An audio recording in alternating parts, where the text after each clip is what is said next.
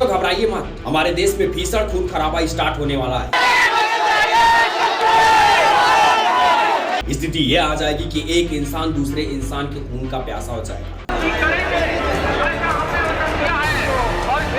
और दोस्तों, इसकी शुरुआत उत्तर प्रदेश में नेम प्लेट लगाने के आदेश से हो गई है। योगी सरकार ने फैसला लिया है कि कांवड़ यात्रा जो निकलेगी तो रेहड़ी पर, दुकान पर नाम लिखा होना चाहिए ताकि यात्रियों को पता चल सके हिंदू मुसलमान है। हालांकि कोर्ट ने इस आदेश को तो क्लियरली रद्द कर दिया है। खबर दे दे, नेम प्लेट विवाद पर सुप्रीम कोर्ट ने नोटिस जारी किया है। लेकिन हिंदुओं और मुस्लिमों में अपने अपने धर्म को लेकर आक्रोश अब बढ़ता नजर आ रहा है। मुझे कोई शौक नहीं है कलमा पढ़ने का, और मैं गर्व से हिंदू हूँ। अच्छा दोस्तों, इतने सालों से जिस रास्ते से कांवड़ियों का यात्रा चल रहा था, उस रास्ते पर लगी दुकानों पर नेम प्लेट लगाने की क्या आवश्यकता पड़ गई? क्या आज तक हिंदुओं की आस्थाओं के साथ बहुत बड़ा खिलवाड़ किया जा रहा था मुस्लिमों के द्वारा? क्या दोस्तों, वास्तव में इससे देश दो हिस्सों में बंट रहा है? जानेंगे इस तमाम सवालों के जवाब आज की इस वीडियो में। वेलकम दोस्तों, वसुधा कुटुंबकम कहे जाने वाले हमारे इस देश के अंदर यदि स्थिति यही रही ना, तो आगे आने वाले दिनों में हमको अपने सीने पर एक पोस्टर सबको आकर लेकर चलना पड़ेगा, जिसपे क्लियरली मेंशन रहेगा कि हम हिंदू हैं, हम मुस्लिम हैं, हम ईसाई हैं, हम सिख हैं और भी बहुत कुछ। अच्छा, इस बात को तो हम आपको बताएंगे ही कि ऐसा क्यों होगा, लेकिन उससे पहले जानते हैं कि दोस्तों, जो कांवड़ यात्रा इतने सालों से चल रही थी, उन मार्गों में अब लगी दुकानों पर नेम प्लेट लगाने की क्या आवश्यकता पड़ गई। दोस्तों, आप सभी को पता है कि हमारे देश के अंदर प्रतिवर्ष श्रावण मास के महीने में 2 से 2.5 लाख लोग नंगे पांव बिना कुछ खाए पिए और अपने कंधे पर भरा हुआ जल कांवड़ लेकर जाते हैं और जल को चढ़ाते हैं। लेकिन पिछले कुछ सालों में सोशल मीडिया पर ऐसी वीडियो वायरल हुई उनको लेकर ना, जिसको देखने के बाद से यह लग रहा था कि हिंदू देवी देवताओं के साथ और हिंदू की आस्थाओं के साथ बहुत बड़ा आघात मुस्लिमों को द्वारा पहुंचाया जा रहा है। क्योंकि आपको बता दूं कि जो कांवड़ यात्रा गुजरती है मुजफ्फरपुर जैसे ऐसे शहरों से गुजरती है जहां मुस्लिम बाहुल्य क्षेत्र है, और उन रास्तों पर मुस्लिम की ही दुकानें लगी होती थी। यदि किसी भी कांवड़ी को कुछ खाना होता है तो आपको मुस्लिम की दुकान पर जाना चाहिए। अब वहां तो भले मेंशन है कि यह शुद्ध शाकाहारी है, लेकिन अब वहां के अंदर की बात कौन जानता है। लेकिन जब सोशल मीडिया पर वीडियो वायरल होती थी तब रियलिटी सामने आती थी। और साथ ही आपको बता दूं कि ठेलों पर भी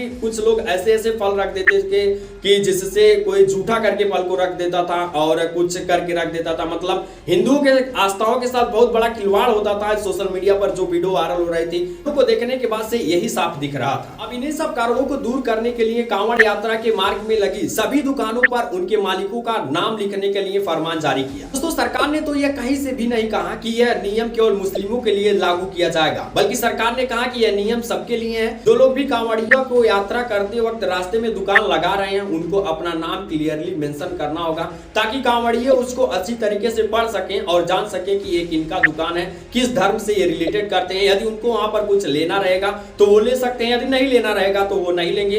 अब वहां पर उनको देखना होगा कि हमारे आस्थाओं के साथ कैसे खिलवाड़ हो रहा है, कैसे हमको बचना है। इस बात पर सोशल मीडिया की राजनीति गलियारे तेज हो गई। चूंकि मार्ग पर सबसे अधिक दुकानें मुसलमानों की ही हैं, तो लोग यह कह रहे हैं कि सरकार तो हिंदू मुस्लिम के नाम पर लोगों को अलग अलग बांट रही है। अच्छा, तो क्या आज तक हिंदुओं की आस्थाओं के साथ बहुत बड़ा खिलवाड़ किया जा रहा था? क्योंकि दोस्तों, पिछले कुछ सालों में जब से बीजेपी पार्टी सत्ता में आई, तब से हिंदू मुस्लिम की राजनीति तेज बढ़ गया। और इसको देखते हुए पिछले कुछ सालों में ऐसे वीडियो सोशल मीडिया पर कांवड़ यात्रियों को लेकर जारी किए गए ना, जिसको देखकर तो यही क्लियरली लगता था कि हाँ, हिंदुओं की आस्थाओं के साथ मुस्लिमों द्वारा बहुत बड़ा खिलवाड़ किया जा रहा है। इनको ऐसा नहीं करना चाहिए, इनके दुकानों पर हिंदुओं को कुछ नहीं खरीदना चाहिए यदि वह कांवड़ लेकर जाते हैं।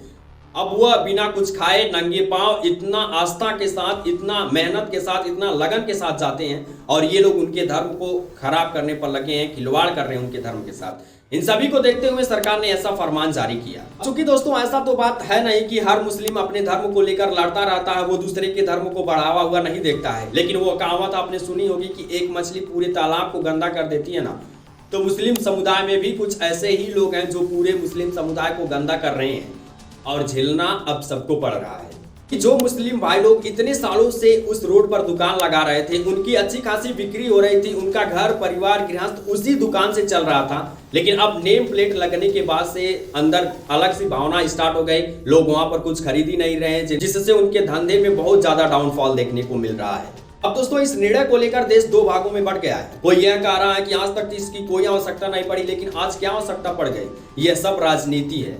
को राजनीति से ज़्यादा कोई मतलब नहीं होता। अगर वो कुछ कर रहे हैं तो उनका कोई पॉलिटिकल रीज़न होगा। दोस्तों वहीं पर कुछ लोग यह कह रहे हैं कि यह बात सही है। यहाँ पर केवल मुस्लिमों को ही नहीं कहा जा रहा है, अभी तो हिंदुओं को भी कहा जा रहा है कि वो अपनी दुकानों पर अपना नाम क्लियरली मेंशन करें, जिससे कि कांवड़ियों को पता लग सके कि वो सामान किसके दुकान से खरीद रहे हैं, हिंदू के दुकान से खरीद रहे हैं कि मुस्लिम के दुकान से खरीद रहे हैं। अब उनको जहां से खरीदना होगा वो वहां से खरीदेंगे और उनके आस्थाओं का जिम्मेवार वह खुद होंगे। ताकि दोस्तों सरकार के इस निर्णय को तो कोर्ट ने रद्द कर दिया है, लेकिन आप बताइए क्या यह सही है या फिर गलत? क्या सरकार ने यह सही फरमान जारी किया था या फिर गलत? कमेंट बॉक्स में जरूर कमेंट करके बताइएगा। वीडियो अच्छी लगे तो वीडियो को लाइक करिएगा, लेकिन ज्यादा से ज्यादा जरूर शेयर करिएगा ताकि सबको ये जानकारी पता लग सके और सभी लोग अपना अपना फीडबैक दे सके। और यदि आप चैनल पर नए हैं तो नीचे रेड कलर की सब्सक्राइब बटन दिख रहे हैं, उसे दबाकर चैनल को सब्सक्राइब करिए, बिल्कुल मुफ्त है।